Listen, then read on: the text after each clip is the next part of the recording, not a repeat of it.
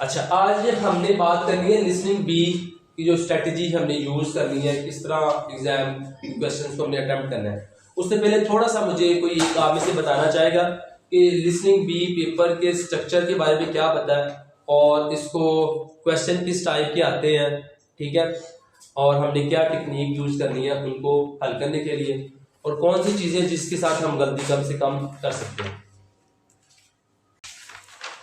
So I can ji, see that. you can Okay, there are 6 audio and 6 answers in the listening B, and there's 3 options for answer. okay. And our aim is to 5 to 6 question we have to attempt correctly. So there is a question 25 to 30 and 8 minutes we have. 15 seconds gap between each question. It could be 10. Okay. It could be 10. It could be 10. You have to consider the time 10 seconds. So in the audio we are listening, there is workplace communication based audio. So there may be handing over, taking over, or discussion, briefing, training.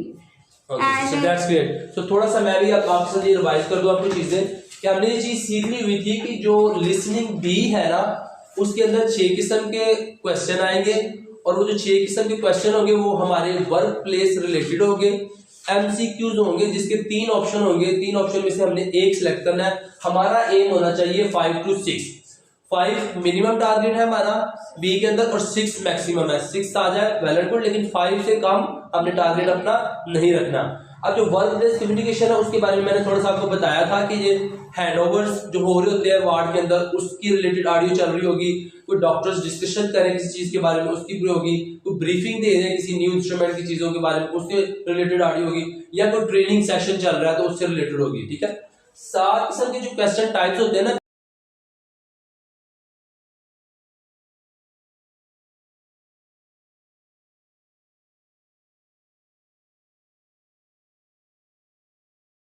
B और reading और listening दोनों में चीजें चलती है। ठीक है, और वो होते हैं कि आपने क्वेश्चंस को देखना होता है कि आपने जिस्ट देखनी होती है कि क्या जिस्ट डिस्कशन हो रही है ऑडियो के अंदर, डिटेल तो नहीं किसी चीज की हमने आइडेंटिफाई करनी।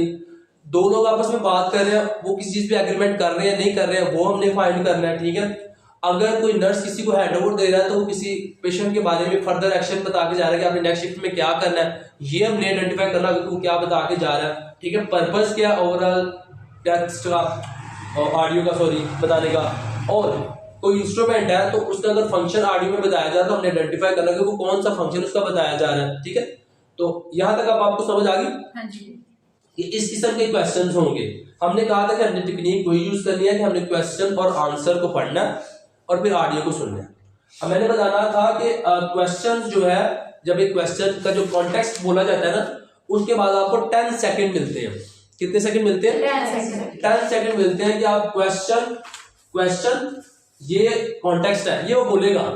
ठीक है, इसको काउंट नहीं करना आपने, ये आपने जब वो बोल रहा होगा उसी वक्त गौर से सुनना है। जब ये बोल रहा होगा आपने इस पे फोकस नहीं करना। ये एक स्ट्रेटेजी रखनी है। आप कंफ्यूज हो जाएंगे, आप इसको पढ़ने की कोशिश कर रहे होंगे, आपको उसकी भी समझ नहीं आएगी, क्योंकि कॉन्टेक्स्ट को समझना बहुत जरूरी है। हमारी टेक्निक के अंदर लिखा हुआ है अंडरस्टैंड द कॉन्टेक्स्ट स्टेटमेंट, क्योंकि इससे आपको पता चलेगा कि लोकेशन किधर है, किधर क्या हो रहा है, और कौन 2 लोग बात कर रहे हैं, नर्स से बात कर रहा है या डॉक्टर ट्रेनी से बात कर रहा है। इसको सुनना बहुत जरूरी। इसको सुनते वक्त आपने इसी को सुनना है। ये ऑडियो जब चलेगी ना, उसके बाद जब आ जाते हैं बात, वो कहता है कि फिर वो रुक जाएगा, नो रीड द क्वेश्चन, वो कहेगा, तब आपको 10 सेकंड मिलेंगे। 10 सेकंड के अंदर आपने क्वेश्चन और ऑप्शन को समझना है। इसकी अच्छी बात यह है कि इसके अंदर इतने लेंथी क्वेश्चन नहीं होते और लेंथी ऑप्शन नहीं होते लिसनिंग के अंदर एज कंपेयर टू रीडिंग।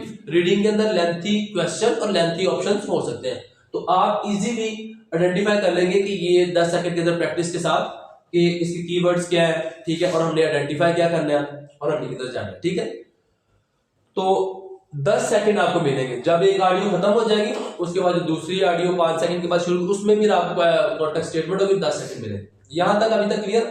किसी का क्वेश्चन लिसनिंग बी की कुछ समझ आ गई? अब मैंने आपको बताया था कि कुछ गोल्डन रूल्स हैं, कुछ टूल्स हैं जिसकी वजह से आप अपनी जो गलतियां तो कम कर सकते हैं। ठीक है, वो ये कि आपने डिस्ट्रक्टर्स को बहुत ध्यान से सुनना है।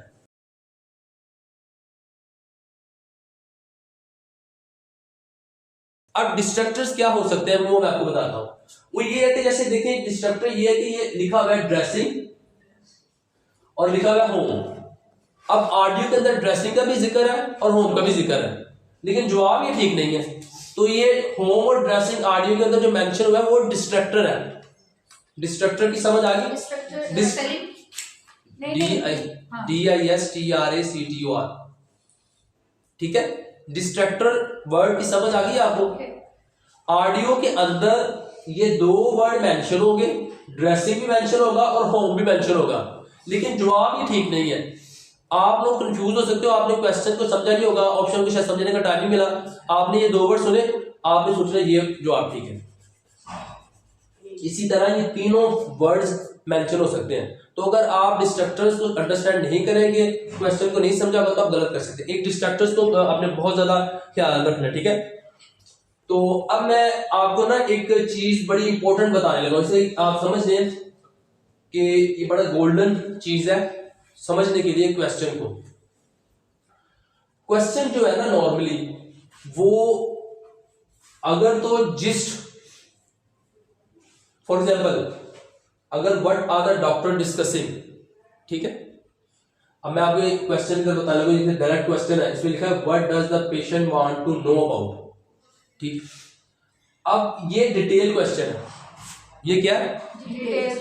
क्वेश्चन दो किस्म के होंगे आपके ना उसके अंदर जो आएंगे, एक होगा डायरेक्ट क्वेश्चन और एक होगा सेंटेंस कंप्लीशन।